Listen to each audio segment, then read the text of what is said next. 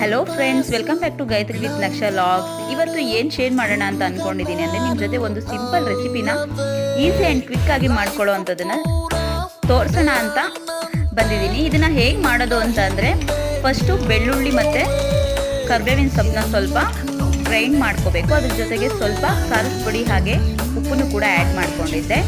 ಹಾಗೆ ಅದನ್ನು ಗ್ರೈಂಡ್ ಮಾಡ್ಕೊಂಡ್ಮೇಲೆ ಒಂದು ಸಣ್ಣ ಒಗ್ಗರಣೆನ ಕೊಡಬೇಕು. ನಾನು ತೋರಿಸಿದ್ದೀನಲ್ಲ ಅದೇ ರೀತಿ ಸ್ವಲ್ಪ ಕಡಲೆಬೇಳೆ, ಸಾಸಿವೆ, ಬೇಕಿದ್ರೆ ಕಡಲೆ ಬೀಜನೂ ಆ್ಯಡ್ ಮಾಡ್ಕೊಬೋದು, ನಿಮ್ಮ ಟೇಸ್ಟ್ ಹೇಗೆ ಸಿಗುತ್ತೋ ಹಾಗೆ.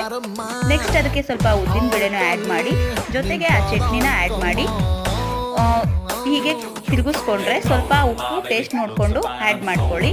ತುಂಬ ಟೇಸ್ಟ್ ಆಗಿರುತ್ತೆ. ಒಂದ್ಸರಿ ಟ್ರೈ ಮಾಡಿ ನೋಡಿ. ನಿಮ್ಗೆ ಎಷ್ಟು ಬೇಕೋ ಅಷ್ಟು ಸ್ವಲ್ಪ ಸ್ವಲ್ಪನೇ ಕಲಿಸ್ಕೊಂಡು ತಿಂದರೆ ಟೇಸ್ಟು ತುಂಬಾ ಚೆನ್ನಾಗಿರುತ್ತೆ. ಇಷ್ಟ ಆದರೆ ಲೈಕ್ ಮಾಡಿ, ಶೇರ್ ಮಾಡಿ, ಹೀಗೆ ಸಪೋರ್ಟ್ ಮಾಡಿ friends. Thanks for watching. Bye friends.